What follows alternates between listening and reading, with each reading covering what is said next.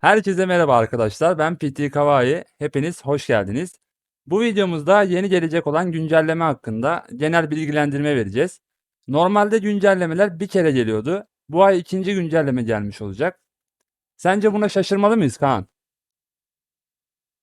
Bence artık şaşırmamalıyız ya. Oyun kendini oyuncu sayısı arttırdıkça oyunu geliştirmek zorunda kalacağı için yeni güncellemeler, yeni eventler getirmek zorunda.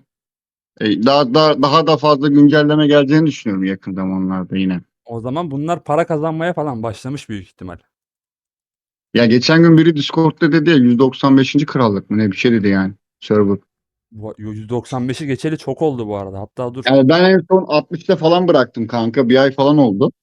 Şu an Ha, 200. bu kadar çok server'ın açılması yeni oyuncu demek. Yeni oyuncular yeni balinalar demek. Bunları da mutlu etmen lazım. Oyunda tutman lazım. Yeni event lazım. Bizim gibi amele değilse yeni başlayanlar 6-7 ay aynı eventleri oynadık. Şimdi yeni oyuncular da aynı 6-7 ay aynı eventi oynatamazsın yani. Yani. Yeni event Zaten getirmek zorunda. sürekli zaten aynı şeyleri getirip duruyorlardı. Bu güncellemeyle ben böyle ufaktan baktım. Birçok etkinlik var.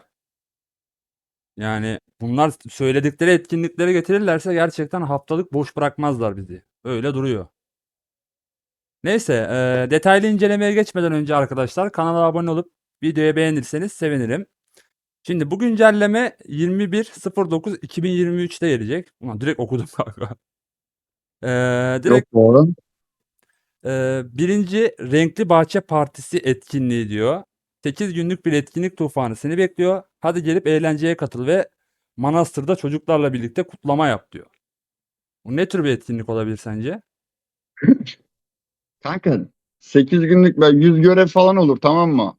Her güne yayarlar mesela 8 gün mü sürüyor işte. Hı hı. Ortalama her güne 10 görevlikte mesela bir görev 3 puandan düşün. 8 güne böyle 100 puana gelecek bir şekilde bir görev tanımlatırlar veya bir şey kazanırsın. Karşılığında tema falan alırsın bunu. Hmm. Mor temadır bu. Şey değil yani.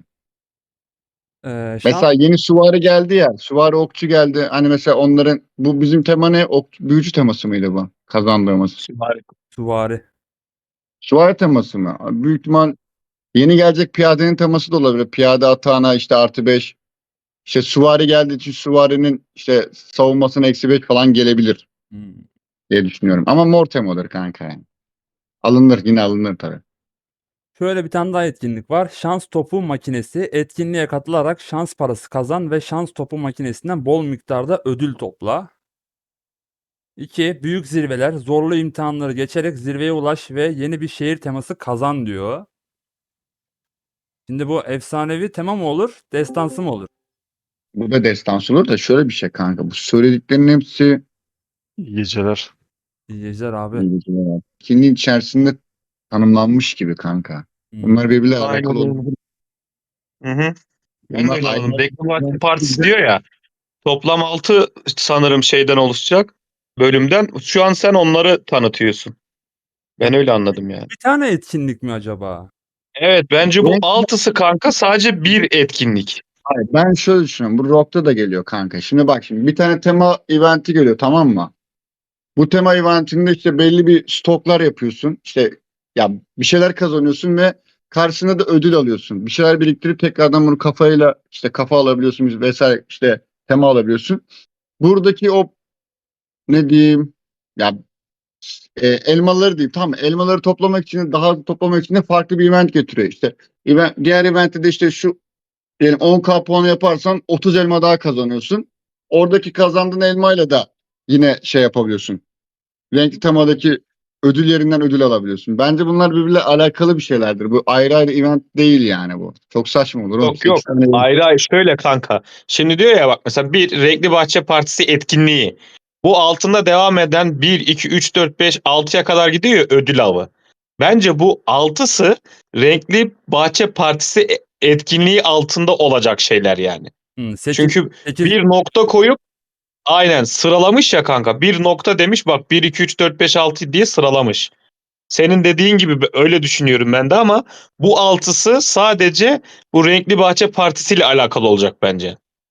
Hmm. İşte elma topla, ne denir ona, havuç topla, tahıl topla tarzında. Ama bak üçüncüde mesela şey diyor. Her şeye satılık, birbirinden güzel indirimler, sürprizler ve olağanüstü fırsatlar seni bekliyor diyor. Tamam işte kanka. Burada bir şey biriktiriyorsun. Bu biriktirdiğin karşısında bir dükkan var diyelim. Bu Aynen. dükkandan bir şeyler alacaksın. Aynen öyle. Ben de öyle Ya anladım. mesela şöyle düşün. Bir ee, kafa diyelim burada. Ya kafa deyip duruyorum. Jeton 2K elmas ya. Hı hı. Buradaki her elmanın değeri 10 olduğunu düşün. Mesela 100 elmada bir kafa alabileceksin. Ay bir jeton alabileceksin. O da 1K'ya denk gelmiş oluyor yani. Hı hı. Gibi gibi yani. Böyle şeyler de olabilir. Aynen. O zaman diğer şeyleri 4, 5, 6'yı okumaya gerek var mı? Ha, oku canım yani etkinliği değerlendirmek yap. Değerlendirebiliriz. Bu Va şu 5'te ben bir şaşırdım da. O yüzden şey Felaket yapıyorum. savaş alanı, sınırları zorlayıp gücünü konuştur. Düşmanlarını ne kadar hızlı mağlup edersen o kadar iyi diyor. Bu Melaki Savaş alanı zaten var da oyunda. Geliştirmiş olabilirler. Belki eventin içine farklı bir şekilde eklemiş olabilirler. Hmm. Ötekisi de Ya diyorum ya bak bunlardan belki de benim gibi değil. İşte görev verip tamamlama değil de burada işte Melaket Savaş etkinliğine geldin şu kadar elma kazanırsın. Elma deyip duruyoruz. Elma değil bu hatta. İşte ne bileyim şu sınavı yaparsan bunu kazanırsın falan tarzı deyip karşında bir ödül toplayabilirsin. Ama bak şurada biri de diyor ama etkinliğe katılarak şans parası ya. Şans parası kazanacaklar. Şans topu kazanacakmışız bak. Buradan büyük ihtimal belki de bu şeylerden şans para kazanıp oradaki top karşılığında ödüller alacağız. onun içinde tabii tema da olacak büyük ihtimal. Tabii tabii. Mesela 200 tane biriktirince mor temasını alacak. Ha, mesela. Ya etkinlik de inşallah böyle hani para yatırmadan alınabilecek bir şeyse okey bence yani. Para yatırmadan oluyor kanka bunlar. Bu free to play etkinlikleri bunlar ya. O zaman güzel. Hatta ben bir şey diyeyim sana. Bu etkinliğin gelme sebeplerinden biri şey de olabilir. Yeni başlayan serverlara ilk 8 gün işte ilk bir hafta böyle oyundan çıkartmamak için yapılan etkinlikler. Hani gelir gelmez tema işte kazanıyorsun işte. Oyun reklamında bile çıkar yani. 1,5 milyon gücünü arttır. Su var. O ayrı bir şey kanka. Hmm. O ayrı etkinlik o. Milleti oyuna bağlamak için o zaman bu. Yani. Neyse Ha mesela Rogue'da ilk başladığın zaman ben başladığımda hatırlıyorum. Ben şey teması almıştım ya. Bilmem ne bahçeler teması vardı. Ben ilk başladığımda bir hafta oyunda tutuyordu. Aynen böyle görevler falan vardı. Belki Rogue'a tam benzememek için farklı bir şekilde getirmiş olabilirler. Hmm. Neyse ikinci heyecan verici sezon hikayeleri diyor. Cücelerin iç savaşı sona erdi fakat barış hala sağlanmış değil. Şimdi ise karanlık bir entrika gün yüzüne çıkmak üzere. Sezon hikayeleri üçüncü bölüm Dağlar Şahidimdir ve dördüncü bölüm Yarın Açılan Kapı. Çok yakında oyuncular açılacak. Bu yeni çağda Belleron diyarının akıbeti ne olacakmış öğrenme zamanı. Bu sezon hikayesi o zaman. Burada ikincide buz yemininin sonu yaklaşıyor. Alamet taşı belli bir noktaya kadar geliştiğinde anlaşma teklifleri etkinliği de başlayacak. İkinci sezonda oyuncular sözler kapısını yeniden inşa etmek için kaynak katkısında bulunarak bir sonraki sezonun kapısını arayabilecek diyor. Dünya ağacının kaderi senin elinde. Ne yapacak? Üçüncü sezon haritasını falan mı göreceğiz burada? Ne diyor burada? Ben Ben daha bunu çok hiç anlamadım. birinci bölüme takıldım lan. Hikaye değil mi o? Sezon iki, her sezona işimiz ikinci sezon oynuyoruz ya. İkinci sezon değil mi? Biz şu an ikinci sezon oynuyoruz. Hı hı. Bizim sezon hikayesinin adı ne mesela? Cücelerle ilgili o da zaten kanka da. Adını bilmiyorum. Yani mesela bu üçüncü sezonla dördüncü bölüm şey mi? Üçüncü bölümle dördüncü bölüm. Farklı mapler mi acaba ya?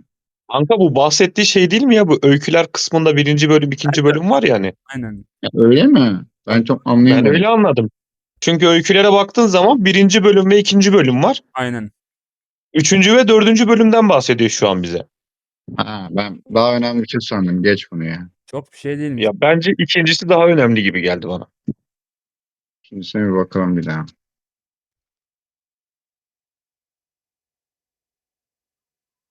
Anlaşma teklifleri etkinliği de başlayacak. Şimdi sonunda oyuncular sözler kapısının yerine kaynak katkısında bulunarak bir süre sonra karbonatını arayabilecek. Allah Allah. Bu nasıl bir şey lan? Şey akıl erdiremedim. Ya bu öteki sezonla alakalı yani. Burada söylüyor kanka. Bir sonraki sezonun kapısını aralayabilecek diyor yani. Üçüncü sezondan bahsetmiyor mu burada? Evet. Ben de öyle anladım. Ha, bunların detay vermesi var ya beni bitiriyor ya. Neyse abi, Ben diğerine geçeceğim. daha dolu bir savaş deneyimi. Akındaki orduların savaş davranışları iyileştirildi.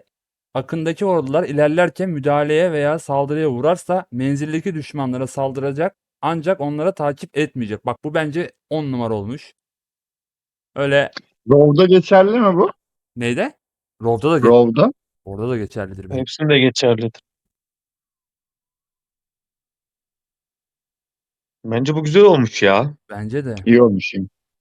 Ya önünde sadece duruyordu, bekliyordun, geliyordu. Onlar diğer oyuncular kesiyordu falan. Bir de geçemiyordun yani. Dolanman gerekiyordu. O zaman Aynen. zaten rally'yi bitiriyorlardı adamlar. Aynen öyle. 2. Bazı Bence iyi olmuş. türlerinin görünüşü iyileştirildi. Artık farklı seviyelerdeki lejyonlar net bir şekilde ayırt edilebilecek. İyileştirilmiş birlik türleri şunlardır: ruhbanlar, kılıç ustaları, şövalyeler, balistalar, melakeler. Bunlar direkt bizim şeye vermişler ya. Neydi lan, biz hangi şeyi kullanıyorduk biz? İnsan ırkı mıydı bu? Düzen birliği. Ne alakası var oğlum düzen bilin. Manyak. Ama düzen birliği de var. Bak ruhban, Saçmalama ya. balista, malak. Kanka bunlar ama şeyde var. Düzen birliği. Lan genel olarak isimleri bunlar oğlum bunların. Kanka şeyde melake yok ki oğlum. Bunun isimleri farklı farklı orada. Ya melakeler. Oğlum mesela bahar diyarlarında ne diye geçiyor özel birim? Bilmiyorum. Kartal değil mi? Kartal da aynen. Uçan kartal. Tamam kartal da melake adı altında değil mi bunlar? 5 tane birim var diyoruz değil mi biz? Tamam, evet. Büyücüler, okçular, işte süvariler vesaire vesaire. Burada direkt düzen birliği derdi oğlum o zaman. Veya da diyecek ki bahar diyarlarındaki T4 ile T5 ayırt ediliyordu da düzen birliğindeki mi ayırt edilemiyordu yani? Ama o zaman senin dediğin gibi de deseydi burada şey diyebilirdi. Piyadeler, süvariler, işte Hayır diyor ki bak bazı birlik türlerinin görünüşü değiştirildi. Şimdi sen T1 ile T1 ruhbanla T2 ruhban arasındaki farkla T5 bak mesela senin T4'ün değişmeyecek kanka görünüşü. T5'in görüntüsü değişecek. T4 ile T5 arasındaki fark anlaşılsın diye. Yani bence bu bütün hepsine gelmiştir kanka. Bu sadece düzen olur mu oğlum? O zaman şeydeki Barbar Kale'deki adamın suçu ne abi? hayır, belki onlar da Onun niye T5 belli olmuyor? şöyle T4 ile değil T5 kanka. arasında. Onların belki askeri türlerin şeyleri değişiktir. Onu demek istiyorum hani. 3 ile 5 arasında fark vardır. Yok abi nasıl olsun? Onu bilmiyorum canım. Ben düzen birliği kullandığım için onu bilmiyorum. Yok mu Barbar Kale falan kullan? Murat sen ne kullanıyorsun? O da düzen birliği. Ben de düzen birliği kullanıyorum. Serkan abinin kalede, onu da artık bir Erdem abi. o da düzen birliği. Hepsini Kanka herkes tükettim. düzen birliği ya. Şimdi Kaan şöyle oradaki ifadeyi ben İngilizce olarak da okudum. Orada şöyle bir detay var. Celestial diye geçtiği melakelerden bahsediyor. Şimdi her fraction'ın şeyi ayrı. Ona ben de dikkat ettim. Sadece orada belirttiği şeylerde mesela ruhban olarak belirtmiş. Ama Barbar Kale'deki büyücünün ismi orada farklı bir şey. Burada Farklı sadece mı oldu bu ismi? tabii ki farklı. Burada ruhbanın görüntüsünü değiştireceklerini veya melakenin görüntüsünü değiştireceklerini söylüyor. Yani düzen birliği ile alakalı değil mi abi? Aynen düzen birliği ile alakalı. Şimdi Vestals dediği mesela Ben şeyler, çok saçma abi ruhbanlar. ya. Şimdi şöyle Bence çok aşırı saçma şeyin Kaan'ın dediği gibi. Niye abi diğer şeyleri birlikleri oynayanlar niye şey olmayacak ki? ya orada düzeltme var. Görünüşleri değişmeyecek ki.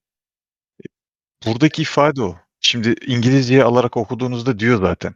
İşte Vestals dediği ruhbanlar. Öyle olsa sizin dediğinize göre mage yazardı.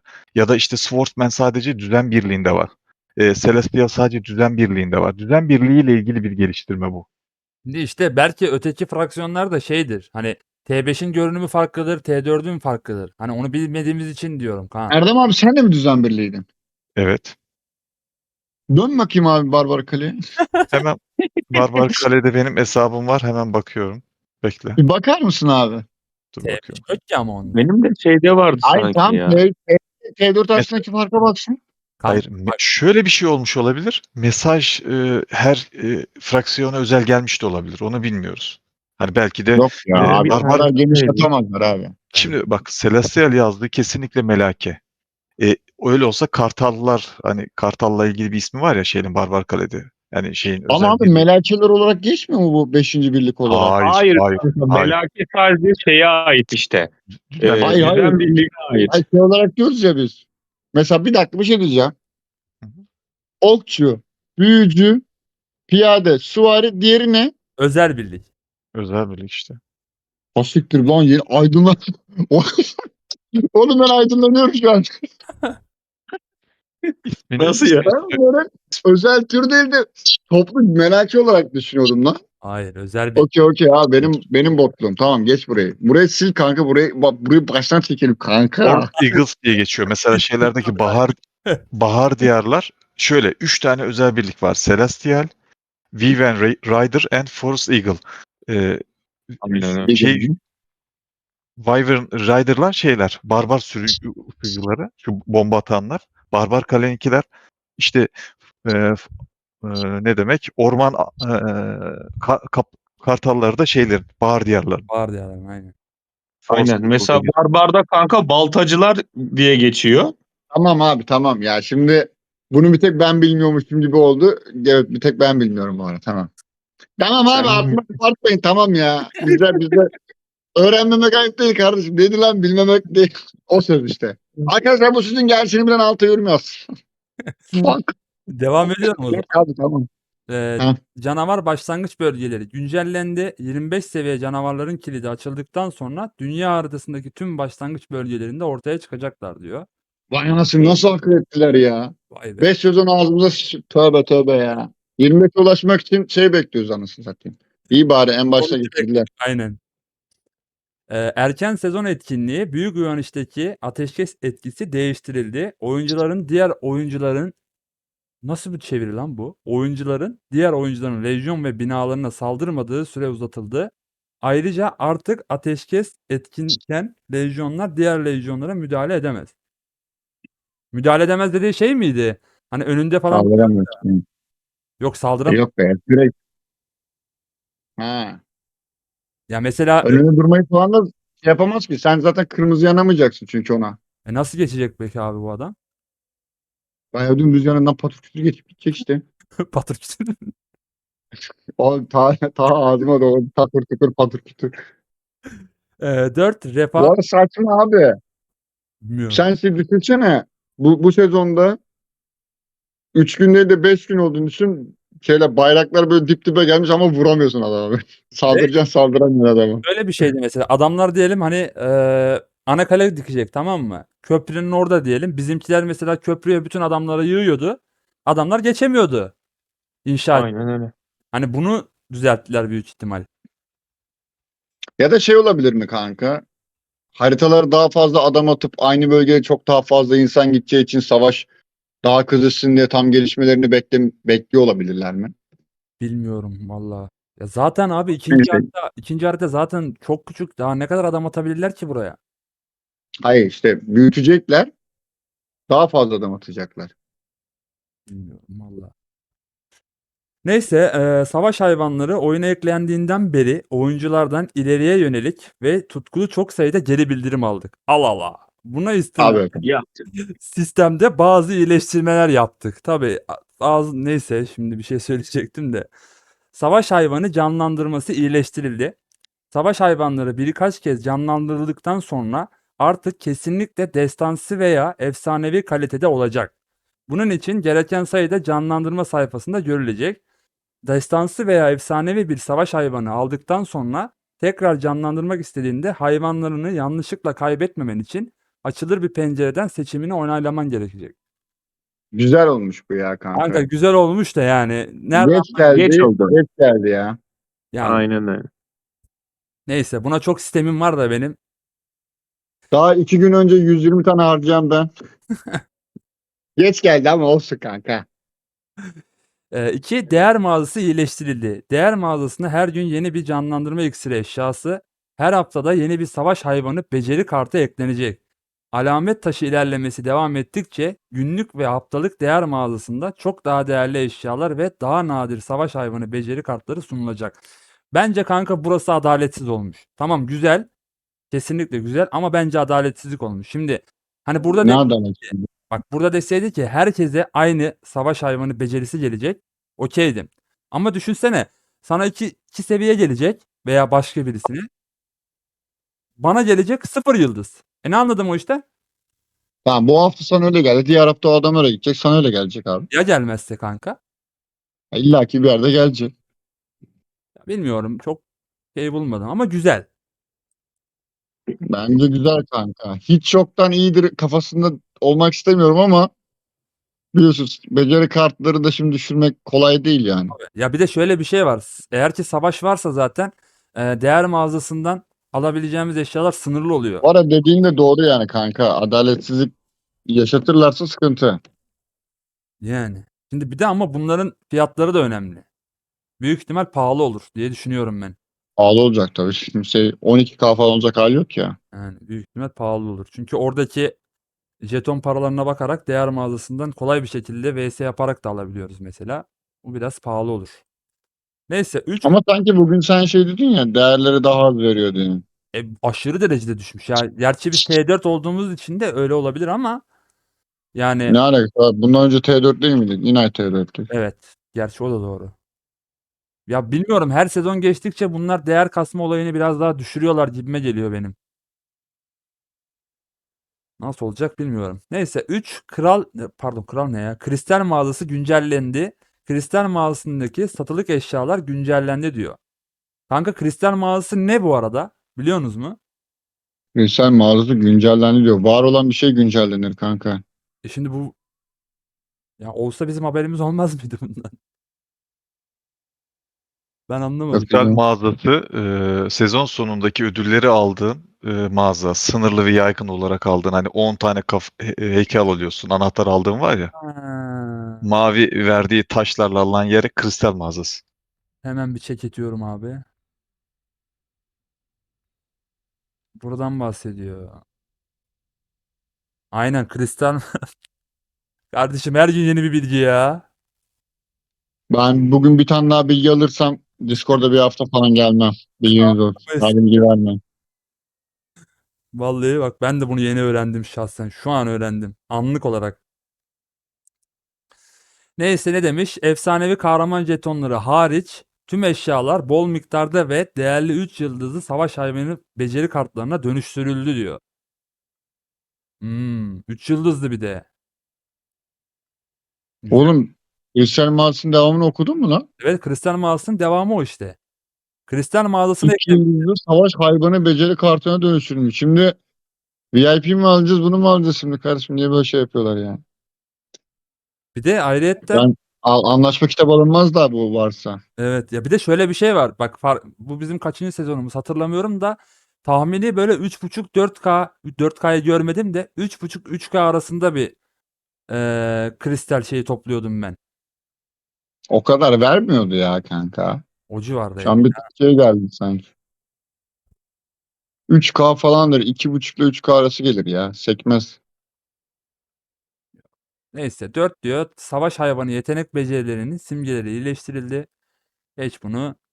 Keşif diyor. Bunu da geç. 6. Garnizon kahraman bilgileri iyileştirildi. Garnizon kahramanlarının kuşandığı savaş hayvanları artık garnizon ekranında görünecek. Bunu da geç. Savaş hayvanı bilgileri iyileştirildi diyor. Artık canlandırma ekranında canlandırma iksirlerinin kaynakları gösterilecek. Savaş hayvanının yeni bir beceri öğrendiğinde gösterilen animasyon etkileri de artık beceri ekranında görünecek. Savaş hayvanı eğitim ekranı artık savaş hayvanının hesaplanmış niteliklerini gösterecek diyor. Daha sonra savaş hayvanı yuva genişletmesi ekranında ise hem sahip olduğun hem de ihtiyacın olan eşyalar gösterilecek diyor. Bu şeyden mi bahsediyor? Hani biz bu savaş hayvanından yüzde kaç bonus alacağız? Bunları mı diyor acaba? Eşyalardan bahsediyor yani. Savaş hayvanına ne eşyası ihtiyacımız var ki bizim şu an? Ya hani İksirden bahsediyor. beceri Olabilir mi acaba? becerilerden mi bahsediyor burada? Şimdi Bence hayvanın beceri. bitkileriyle alakalı söylüyorsa aslında senin dediğin mantıklı. Ama ihtiyacın olan eşyalar gösterilecek derken yani ne demek istiyor? Hangi eşya? Pet için hangi eşyaya ihtiyacım var benim? Beceri takıyoruz ya. Sadece iksire gerek. Ha, İksir ha, gerekiyor. Bir de işte şey veriyorsun ya arandaki ne diyorsun samimiyet mi diyeyim artık. yemek. Onu geliştiriyorsun kalp falan. Ha, belki ondan bahsediyor olabilir bilmiyorum. Çok aydınlatmadı beni bu yazı. Neyse. Öyle. Ee, Ben ısrarla 5'in ikisini bekliyorum ya. 5. Ejderha Yolu yarışı sıralaması ve ödülleri yeniden ayarlandı. Yalnızca etkinlik görevlerini tamamlayan oyuncular sıralamada görünecek ve ödül alabilecekler. 2. Çarkıfelek ve En Güçlü Lord Heh. etkinliklerine yeni bir özel mod geldi. Artık bu Hadi bakalım. etkinliklerin ödülü istediğin kahramanı seçebilirsin. Bu mod yalnızca sezon sonunda etkinleşir. Açılış saatleri için etkinlik detaylarına göz atabilirsin. Şimdi ben Çarkıfelek'te istediğim kahramanın çarkını çevirebilecek miyim? Kanka öyle tamam öyle de. Şimdi sezon sonunda bir çark gelecek, tamam mı? Bu çarkla Evet. 4 ya da 5 tane komutan açacaklar sana. Bu komutanlardan İstediğim. istediğini seçip çarkını çevireceksin. Bak valide de şöyle. Herkesin aynı sıralama valisini yapacak ama sen diyelim birinci oldu. Sen gittin Theodora'yı aldın. İkinci adam gider şey alır. Medline alır. Örnek Hı. veriyorum. Komutan yani. Anladım. Ama sıralama aynıdır. Yine onun sıralamasını yaparsın. Hani sadece Theodora için sıralama, işte Medline için sıralama, işte Nico için sıralama değil yani. Sıralama aynıdır. Bu Herkes daha farklı seçer. Peki buna şey benim daha çok hoşuma gitti bu. Kaan, şimdi bir sezona 4 tane vali geliyor ya. Lord geliyor ya. 5. Lord'u eklemişler diyebilir miyiz buna? Yoksa 4. Lord'dan sonra mı? Yani 4. Lord'u mu Yani değil? sezon sonuna denk gelen 4 ya diyor. 4 tane Lord getiriyorsa 5'i bu özel mod olacak kanka. Bu şey değil yani. İşte 2 haftada bir gelen bir şey olmadığı için bu tamamen şey işte para tuzağı olacağı yer işte kanka burası. Anladım. Ya Çarkıfelek için iyi bu ara kanka. Ben mesela 10 çeviriyorsundur, tamam mı? İşte sadece komutanı açayım kalsın. O işte 10 jetonu paketini almak için yaparsın, tamam mı? Mesela Theodora'dır yeni Horonder'i kasmak istemiyorsundur ama 10 jeton almak istiyorsundur. İşte çark çevirmişsindir, gelmemiştir. İşte 2 çarkı hani o kadar şanslısın ya, 2 çarkla gelmemiştir. Bu 3. çarkta da artık çıkartırsın yani, anladın mı? Veya da fullleyen adamlar için, çarktan fullleyecek adamlar için her seferinde 100 çevirecekti mesela. Bir tane daha geldi mesela, anladın mı? Onun gibi düşüneceksin. Bu her sezon sonuna getirirler bunu bu ara. Madem böyle geldiyse bu. Yani diğer geliştirmelere bakıyorum da çok fazla bizi ilgilendiren bir mevzu yok ya. Normal. Ya en azından okudukları zaman net anlayacakları şeylerdir bence. Aynen. Yani çok da bunu okumanın bir anlamı yok ya. Soralım şimdi Erdem abiye. Bu güncelleme Genel olarak aynen. güncelleme hakkında ne düşünüyor? Ben en çok pet olayına odaklandığım için olumlu. Yani olması Ben de gerekenleri sadece pede bir yapmışlar. şey yaptım abi ya. O efsanevi yerde destans çıkartmaları biraz güzel ama gerçekten biraz geç getirdiler diye düşünüyorum. Ben hatta şöyle düşünüyorum abi. Bu şimdi en başta bu petdir işte becerilerdir falan işte oradan çıkmıyor buradan çıkmıyor. Bu adamlar deli gibi para yatırdılar. Evet. Hı hı. Şimdi para yatıran adama acayip bir haksızlık yok mu ortada? Kesinlikle, kesinlikle. Zaten en başından beri bunu diyorduk. Hani daha erken hani petlere çok yönelmek mantıklı değil diye. Evet. Ama Ya her maalesef gün farklı bir şey keşfediyorduk diye evet, yatırmadık. Allah'tan da yatırmamışız yani. Şimdi full S'li bir tane free to play çıkacak. Bir full S'li bir şey çıkartacak. Şimdi Balina'dan o full S'i çıkartmak için belki Türk parası olarak söylüyorum 10 bin lira falan yatırdı. kesinlikle, kesinlikle. Ya benim kafadan Biraz Burada adaletsizlik gibi olmuş. şeyde kanka benim kafadan o sarı petimde mesela ya. Hani evet, nitelikleri yüksek diye ben basmıyordum mesela. Hani becerileri falan dizdim. Yaklaşık bir 10K'ya yakın takas parası harcadım ya. Yani şimdi 10K'yı TL'ye çevirdiğin zaman da güzel bir miktar. ya bunun en büyük zararını gören ilk serverlar oldu. Diğerlerinde böyle bir şey olmadı fazla. Çünkü onlar direkt S1 Plus'tan S2'ye geçiş sürecindeydi. Ve onlar zaten politikalarda full olduğu için e, şey yaptılar. Daha fazla pet avladılar. Bizim gibi değillerdi biraz daha. Onlar biraz daha avantajlı. Bizim ekip biraz mağdur olmuş olabilir ya. Maalesef öyle. Bu oyunu biliyoruz ya. Murat sen ne Ama düşünüyorsun Yani peki? ki Kanka benim gene takıldığım tek bir nokta var. Kaçıncı güncelleme oldu? Abi şeyler ne olacak ya? Uyanmış efsanevi kahramanların elimizde kalan jetonları. Bende 80 tane Velin jetonu var abi. Hala öyle duruyor. Ben yine ya bu kanka güncellemede bir umut gelir bak diye bu düşündüm. şimdi Öyle değil kanka. Şimdi çok basit düşüneceksin. Bunlar KVK'ları daha yeni yeni getirmeye başladı. KVK dedi işte yeni sezonları artık daha fazla geliştirmeye başladılar. Bundan sonra şey gelecek. Sezon sonu ödüllerinde ekstra bir yer daha gelecektir. Veya sezon başında gelir. Bence sezon başında gelmesi gerekiyor da. Sezon başında işte bir haftadan sonra geçer.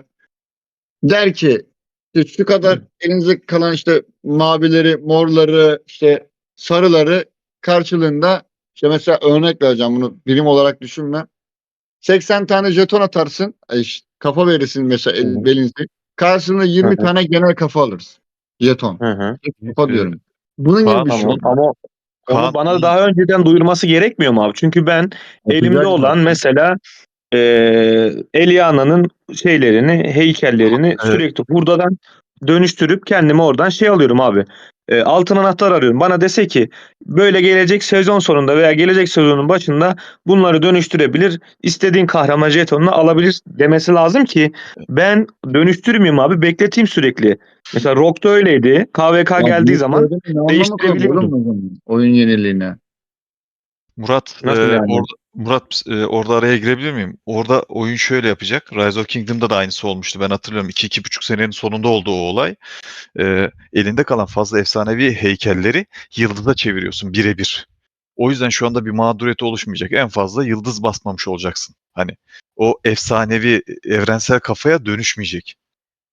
Onu muhtemelen Ha, hurdaya takas getirecekler. edip şey alamayacağız. Hayır, Rise of Şeyde olmaz Kingdom'da mı abi? bir efendim. KVK ortasında gelen oluyor ya. Yok, ben şöyle düşünüyorum çünkü buradaki tema tamamen farklı. Burada bir hurdaya çevirme mağazası var. Şimdi o çalışıyor. O çalıştığı yere tutup da bir etkinlikle bunu özelliği getirmeyeceklerdir. Orada efsanevi kafanı hurdaya verip karşılığında haftalık şu kadar yıldız alabileceğin. Zaten yıldız alabiliyorsun. Yani belki de hani daha fazla yıldız veren var ya, üçüncü seviye 300 puan veren. Bir yıldıza çevirecek bir hurda sistemi getirecekler muhtemelen ona. Yani durum onu gösteriyor. Ona evrensele bir geçirmek bir hayal olur yani. Rise of da yapmadı bunu zaten. Ben şey diye Abi olarak Rise düşündüm of ya, bu Rise of'ta en son etkinlikleri tamamlıyoruz ya, 3. aşamalara. Hı hı. Orada işte kafaları veriyorsun, karşılığında işte Hı hı. kafa Evet, ben alıyorsun. ondan bahsediyorum şu an Ama kanka. şimdi şöyle, Rise of'taki bu ve Call of Dragon arasındaki en büyük fark, Rise of'ta bir hurda sistemi yok. Şimdi buradaki gibi aktif bir hurda sistemi yok. Burada onları çevirmek daha kolay. Şimdi adamlar buraya onu kurdular. Temelini attılar. Rise of'ta bu olmadığı için orada etkinlik şeklinde geliyordu. Mesela hızları da çeviremiyoruz şu anda. T5'i açıp araştırmasını bitirenler elinde oldukça hız birikiyor. Bunları askeri hıza çevirme etkinlikle geliyor Rise of'ta. Ha, burada o da yok. Muhtemelen onu da aynı şekilde yapacağını düşünüyorum ben. Hurdaya getirecekler bunları. Orada çok karlı Olabilir, bir evet. şey değil ki abi, o zaman Değil. ne artısı Biliyorum. var? Biliyorum. Zaten bunun aşamasını yapmış ki mavi kafayı hurdaya çevirebiliyorsun, mor çevirebiliyorsun. Neden sarıyı hurda değil de etkinlikte getirdin ki oyun? Yani bir Ha, de öyle düşün. etkinlik olarak değil ya abi. Sezon başında hani özel kafa karşına takas şey getirir diye Ya düşündüm ben. hurdaya getirir bunu. Oraya sarı heykel koyduğunda mesela orada kazandığımız para cinsleri var ya, oraya bir para cinsi daha ekler. E, işte efsanevi heykeli bozduğunda atıyorum yeşil para kazanırsın. Onunla da başka bir şey alırsın. Daha değerli bir şey Abi o alırsın gibi. zaman dediğin gibi direkt ben şey yapabilir. Mesela dediğin gibi mesela efsanevileri şeye çeviremiyoruz. Hurdaya çeviremiyoruz. O Evet, zaman aynen bana aynen. bir şey yapsın. Sezon sonunda veya Kaan'ın dediği gibi sezonun başında şu da olabilir abi. Ejderha ödülünü kazanan mesela klanla bu hakkı tanıyabilir. Diyebilir ki elindeki atıyorum 80 tane efsanevi jetonu yine 80 tane başka bir efsanevi jetonu değiştirebilirsin diyebilir. Bunu yani bunu yapması hurdaya hiçbir zarar vermez. Zaten senin dediğin gibi hurdada zaten şeyler, destansılar, ondan sonra maviler, yeşiller döndürülüyor. Ama efsanevi döndürülmüyor. Evet. Oğlum ejderhayı Onu karıştırma yapabilir. kanka. Ondan sonra topun ağzına biz girecek. Listeleri hep hazırlıyoruz bilmem ne. Ama Ya mesela yani. neyse, hem sohbet hem de bilgilendirici bir video oldu. Siz de düşüncelerinizi yorumlarda belirtin. İzlediğiniz için teşekkürler. Bir sonraki videoda görüşmek üzere.